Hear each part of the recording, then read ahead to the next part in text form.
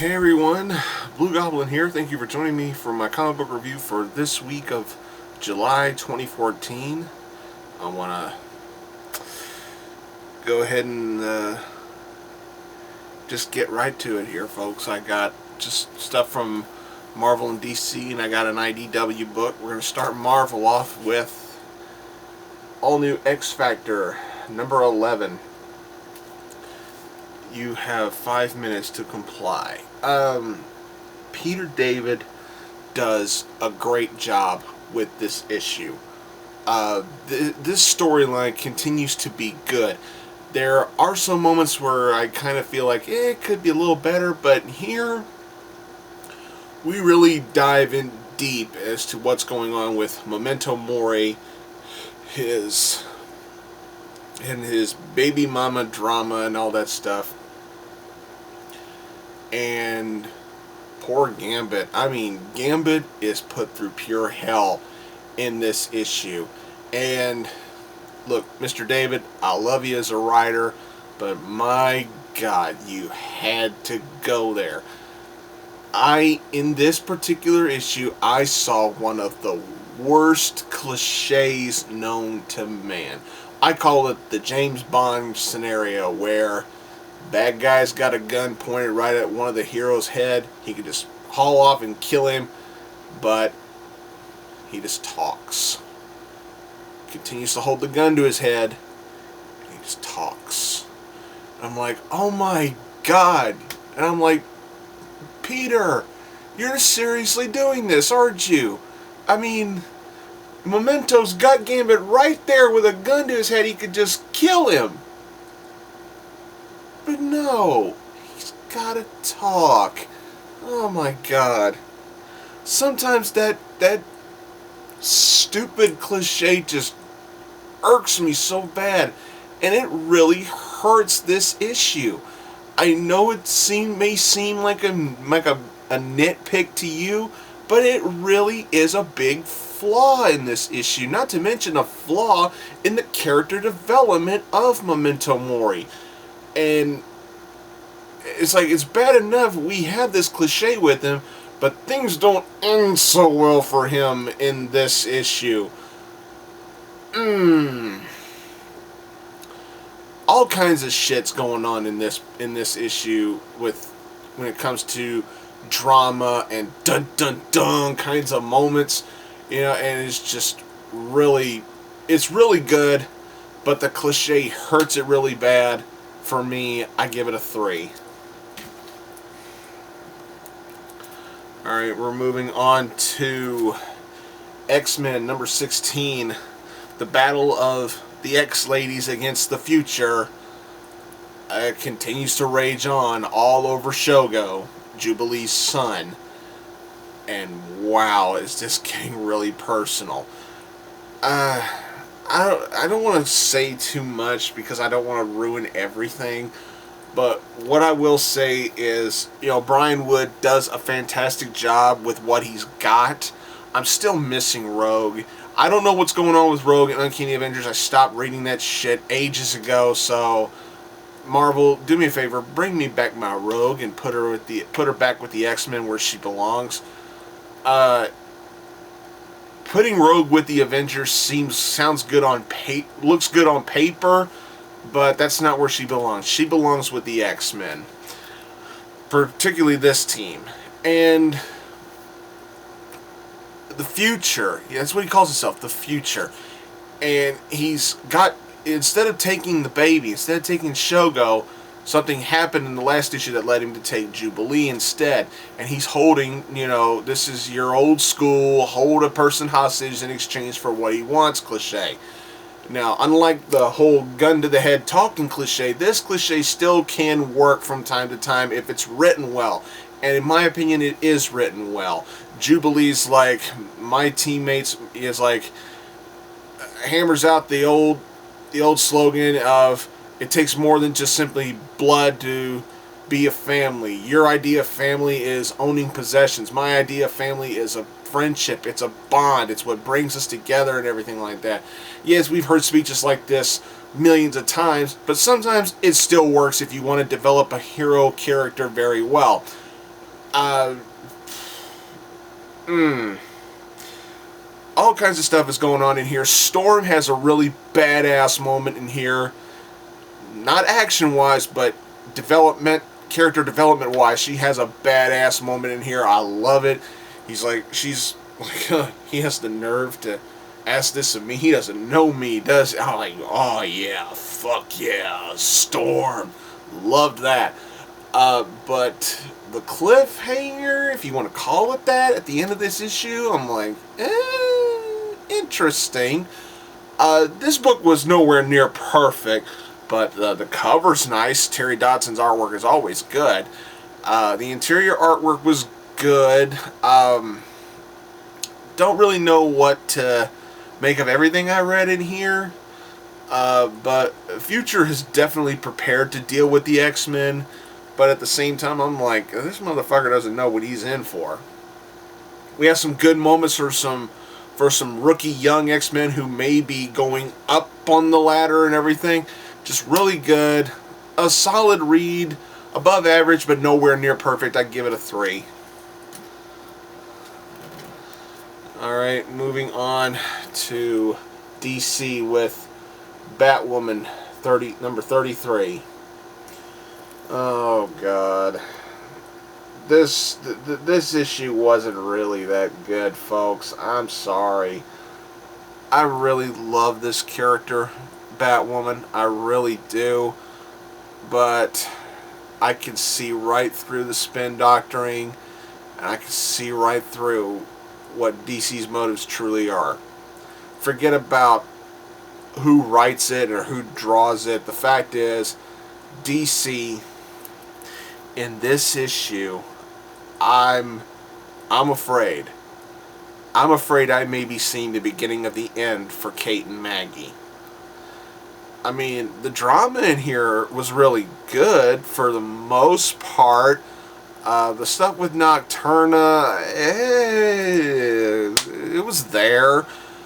But what really sells the issue is, you know, whether or not you think Kate and Maggie are going to make it, because there's a moment in here where Kate does something in here concerning Maggie's there's something that Kate does in here to try and step in behind Maggie's back to try and help solve Maggie's problem with her custody battle and everything, and I'm like, uh-oh. She said there's a proposition she has to make. I'm a little worried. I'm a little worried that what she may end up doing could lead to her and Maggie breaking up. And DC, you're really missing the boat here. I know you didn't want them to get married. Fine, whatever. But at least keep the couple together. You know, through all the intense drama and all the intense traumatic stress that this couple can go through, keep them together and make them remain strong. Breaking them up is going to make both characters look incredibly weak, or weaker, excuse me. But you have to understand, this is not just some fling that you can throw in a comic book to boost up sales amongst the male readers who actually think, oh, it's chicks kissing chicks. You know, it's more than that to me. I mean, this is a legitimate couple in comic books. I still don't understand what Marvel and DC, I don't understand what their big problem is with couples in superhero comics. I don't get it. I really honestly don't get it. You need to explain to me, what is your beef with couples? Superheroes are not allowed to be fucking happy? This is driving me nuts. And you're risking alienating a big part of your customer fan base. And I'm talking about the gay and lesbian community. I have a really close friend who's an open and proud lesbian who adores this series because she has characters that she can emotionally connect with. And if you break them up just because, oh, they shouldn't be together, and you don't have the nerve to come up with a legitimate reason why that these two should stay together, you're running the risk of alienating customers like my friend who made a vow that who promised herself if these two characters do break up and they just become lesbian, if they are just, labeled as lesbians without giving them a reason to get emotionally connected to these characters, you're running the risk of not only alienating those fans, but also losing sales, therefore losing money and not making a profit. There's a reason why people get into these stories. It's not just the way a character is done sexually or genetically or anything like that. It's about telling good stories, getting in touch with everybody, not just a specific demographic. I myself am a proud heterosexual guy, but I am still invested in these characters, and to tease what you may be doing, it's not a step in the right direction business-wise, in my honest opinion. The artwork is still really good, but storytelling-wise, this was just... It didn't really wow me. It's an average read at best, so I'm gonna give it a 2.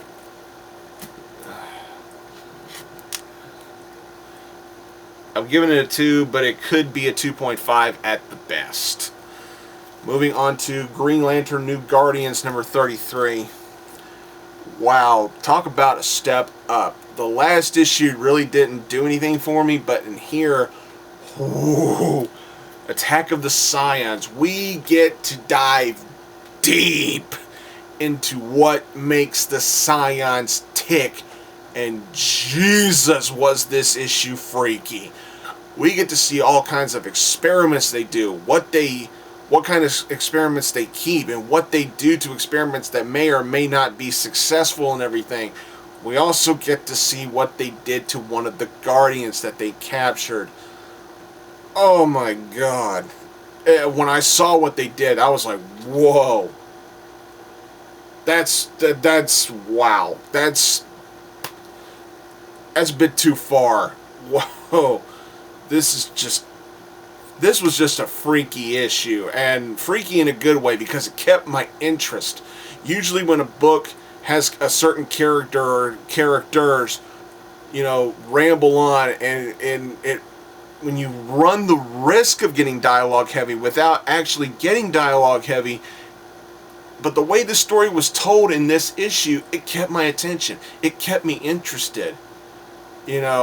I'm not saying I'm into freaky shit 100% of the time, but in this case, it hooked me in. It made me want to learn more about these characters, especially with the whole da-da-da kind of cliffhanger at the end. This was really good. A huge step up from the last issue. I love the chemistry and the blossoming romance between Carol and Kyle. It's being done very well. They know they need to talk to each other about what's going on between them, but they also know that that they don't need it to cloud their judgment, and they need to focus on the job that they have in front of them. Very, very strong character development there. I like that. This was good. The interior artwork was bright and colorful, yet at the same time really dark. It's just really good. It really worked. A huge step up. Fantastic read. I'm going to give it a 4.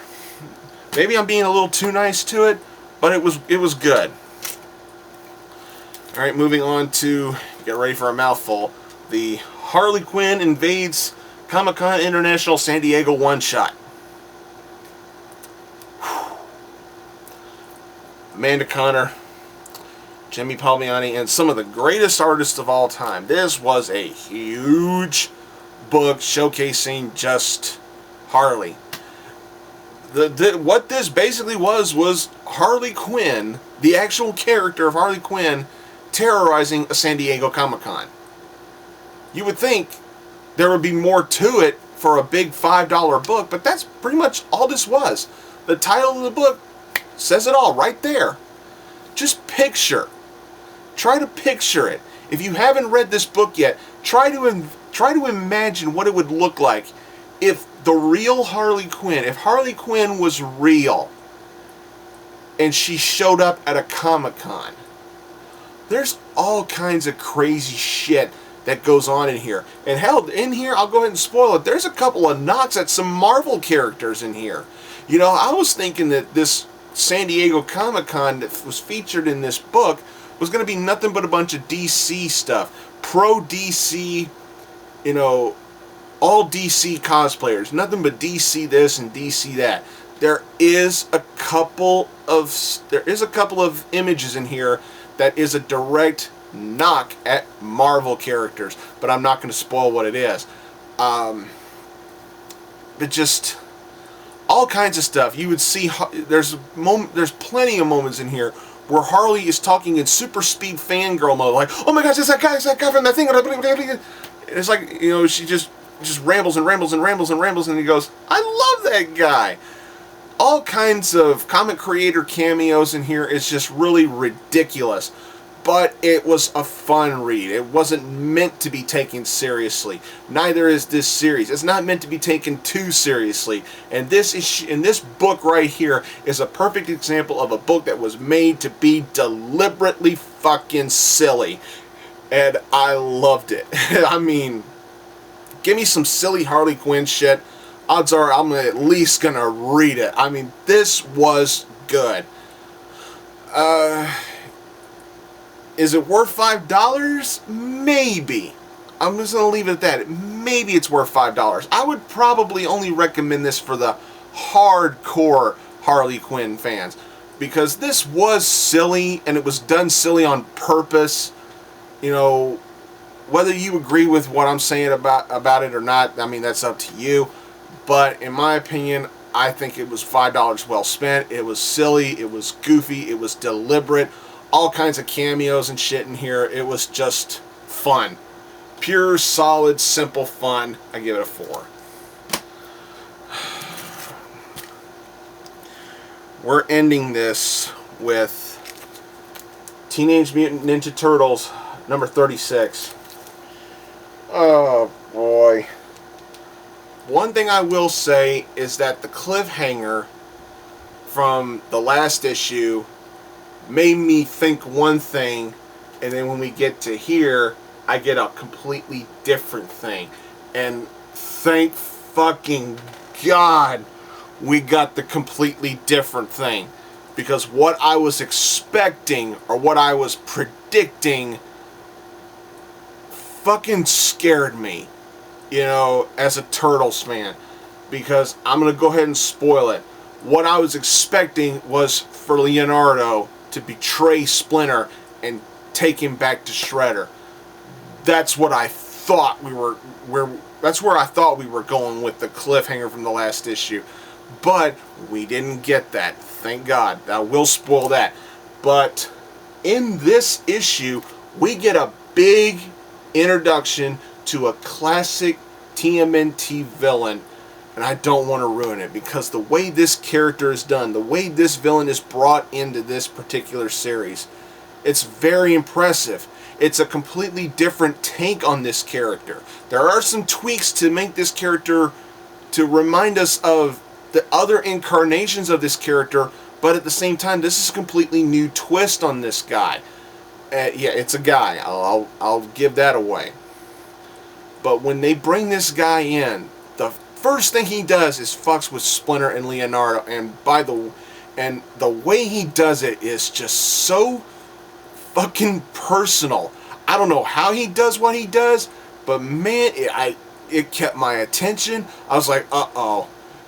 It's like, is he actually going to hypnotize Leonardo and Splinter into possibly killing each other or something like that? I mean, it was just wow. Leonardo seeing one thing, Splinter seeing another thing. What Splinter sees is damn heart-wrenching. What Leonardo sees is equally as heart-wrenching, but it's completely different. Just all kinds of psychological mind fucks that this guy does to Leo and Splinter. Yet at the end of the day, Leo's able to snap out of it and help Splinter. But it's just, wow, this guy made a mark in this issue. He really did. Just wow. Just simply wow. And I'm not going to say anything else. This issue was great. I love the interior artwork. I love the direction where this series is going. And oh God, the last page. Wow. I knew it was only a matter of time before what I saw on the last page happened. I knew it was only a matter of time before we got here. Oh shit. This has been a phenomenal series from IDW. Kevin Eastman has just been killing it here. Just been killing it. I love this stuff. I love this series. I'm forever thankful to IDW and to Kevin Eastman for continuing to pump out such fucking greatness. Do yourselves a favor. It's not too late. Get the trades, get back issues, do whatever the fuck you can to get on board with this series and read this stuff. This has been phenomenally well written. Now is a great time to be a Ninja Turtles fan. You got this and the awesome cartoon on Nickelodeon.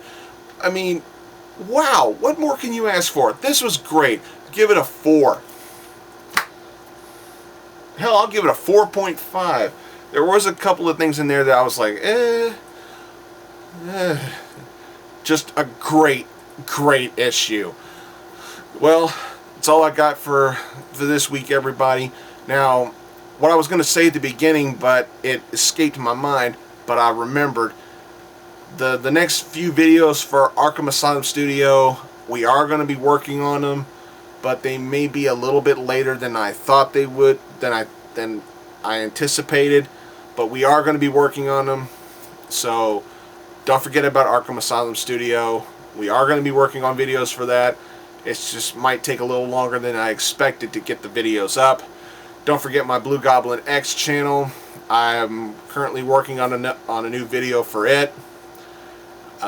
Subscribe to Blugoblin X and subscribe to me here, Blugoblin01. Follow me on Twitter at Blugoblin01, or you can follow me on Tumblr at this address, blugoblin.tumblr.com.